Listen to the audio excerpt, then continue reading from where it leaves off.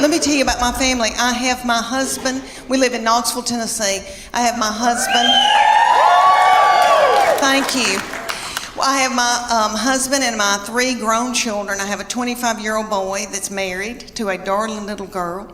And then I have my 22-year-old daughter and then my 20-year-old daughter, and she's still in Knoxville with us. And so these children grew up and left me with their daddy. And he is so not fun. And so he doesn't chat. And so I'm just at home talking to myself. And we've got 2 beagles. And we miss these children so bad that we just sit and kiss them in the mouth. So I'm trying to adjust to just being with their daddy. And so I bought him tickets to go see Def Leppard and Journey. Woo! Okay, let me tell you. Have y'all been to concerts lately with old people that are older than I am? Okay. We went, and I thought, oh, we're going to have a fun date. And I said, where are we going to go out to eat? And he goes, I don't have time for that. It was on a weeknight. So he went to the Pilot and bought himself a tall boy. And I think that's what it's called, and an egg salad sandwich from the Pilot. And so I didn't get to eat, and I was so hungry. And it dawned on me at a concert. You know, when I was 20 and I'd go to a concert, I was at University of Tennessee, and so I'd go to Thompson Bowling. And I'd wear a crop top.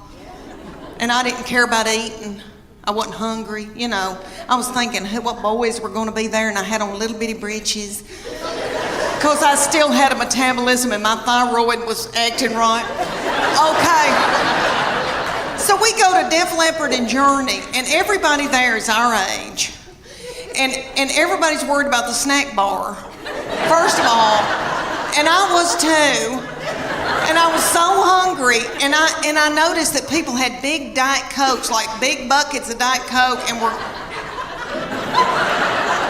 sucking on those big buckets of Diet Coke while the concert was going on. And every once in a while, somebody would stand up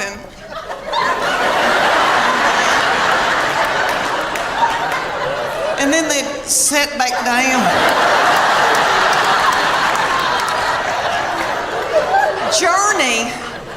Journey has a little bitty feller from another country singing for them, and he's yummy. He looks like a little M&M. You could put him in your pocket.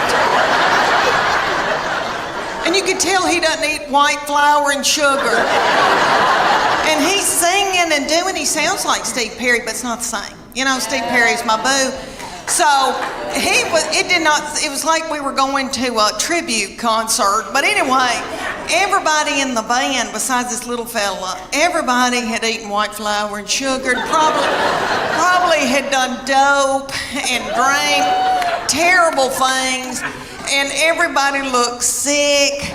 And the bass player looked like somebody I had bought my jewelry from for years.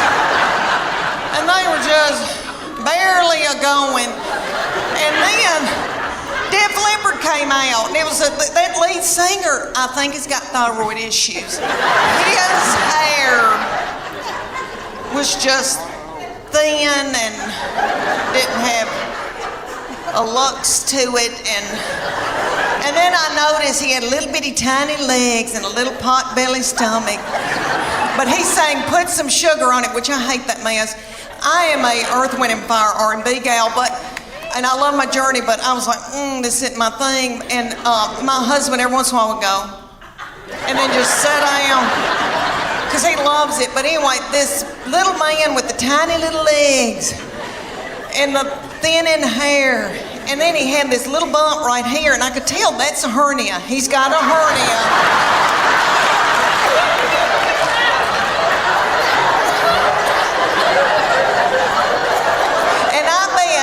That he hadn't had time to get it fixed. He hadn't had time to put a mesh in. And you could just see it. It looks like my stomach, because I've had a hernia, but I've had mine fixed. And I thought, oh, bless his heart. But he'd do, and he'd prop a little thin, frail leg up on something. Oh, I thought, isn't it funny how things have changed since I went to concerts when I was 20? Everybody was walking out like this because everybody had inflammation in their feet.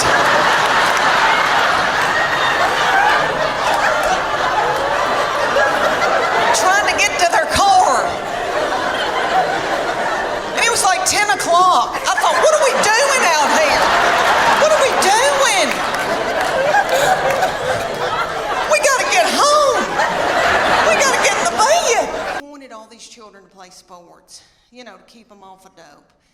And so they played all this stuff, all of them did. And my baby, my husband's 6'4", I'm 5'8". We breed big kids. So she, in elementary school, was like 5'5", 5'6". She was taller than all the little children and the principal and the teachers, and she hated it. But the good news is she's very athletic, very strong. So all over East Tennessee, people would call me and say, can she be the goalkeeper for our soccer team?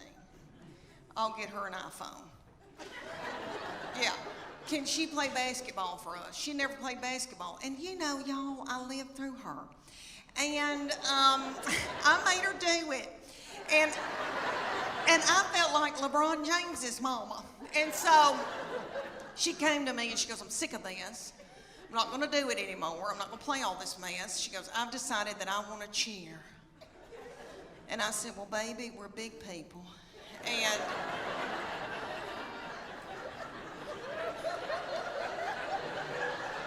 I said, we don't tumble, but I'll figure something out. Well, all over the United States, they've got this thing called competition cheer. And it's kind of like, if you don't know what that is, it's kind of like Honey Boo Boo meets the Olympics, really. It's gymnast. They're gymnasts. And there's one in Knoxville called the Sharks.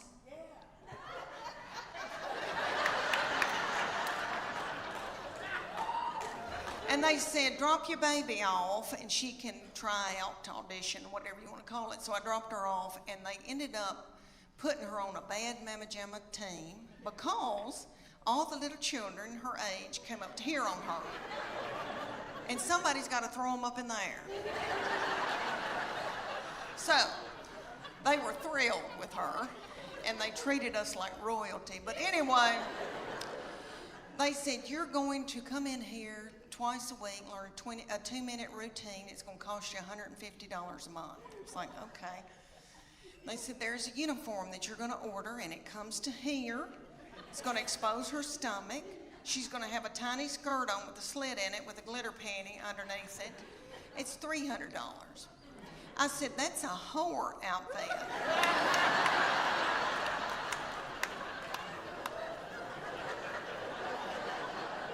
And it came with its own bag of whore makeup. So that all the little children could look alike. And they said, y'all are gonna travel to faraway lands and compete against other little whore children.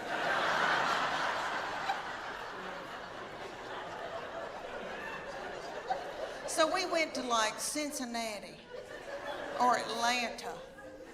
And we had to get hotel rooms and the gas and all of that. And then you drive up to a big coliseum, a huge coliseum. And there's tens of thousands of little whore children walking around. And my husband said, there could be pedophiles here. This is the ugliest thing I've ever, something's not right.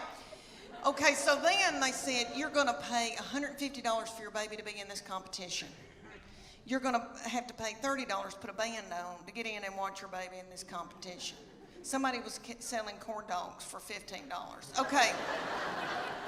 They start out with the babies, so it goes from 5 to 18 ages. So the babies come out in a tiny little skirt about the size of a napkin. And they come out to Beyonce's All the Single Ladies. And their little mamas are in their 20s. And they're not bitter yet. And they're in the front doing every move to keep their baby on track because they're babies and they need to be at home breastfeeding. So they move up throughout the day into my baby's age, and they're the reef sharks. They call out that name, honey, for 2.5 minutes. My baby throws little children up in the air, flinging little children, broken out in a sweat, working like a Trojan. Did you see my Spanx? Okay. All right. One of my girls said I look like Miley Cyrus in the Wrecking Ball in my Spanx. But anyway, so she throws his little children up. The little children she's throwing up in the air are the flyers. They call them the flyers. And they're freakishly tiny little children. I don't know where these people come from. Their mamas are freakishly tiny. I mean, I come from big people. I've got thick ankles. I can work in the fields. And the whole time she's throwing them in there, these little girls are going.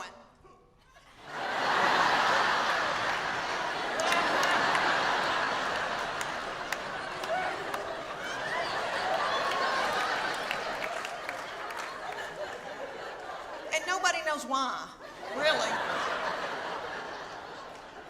So at the end of the routine, after the 2.5 minutes, the finale, everybody hunkers down on the stage, puts their forehead on the stage, and my baby is the finale. She pops up and has a little child's foot in her hand and holds that child's foot. I would put it all the way up, but my dress is tight in the back. But anyway, she holds this little child up over her head. Are y'all listening to me? I mean, it was a big deal.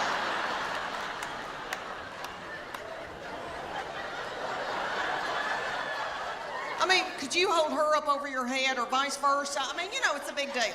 So anyway, everybody went nuts. But she said, after it was over, she goes, I'm tired. I don't want to do this anymore. I'm going to go back to playing. She ended up playing volleyball the rest of her childhood. But she said, I'm keeping that whore outfit. She said, I'm going to get married in it.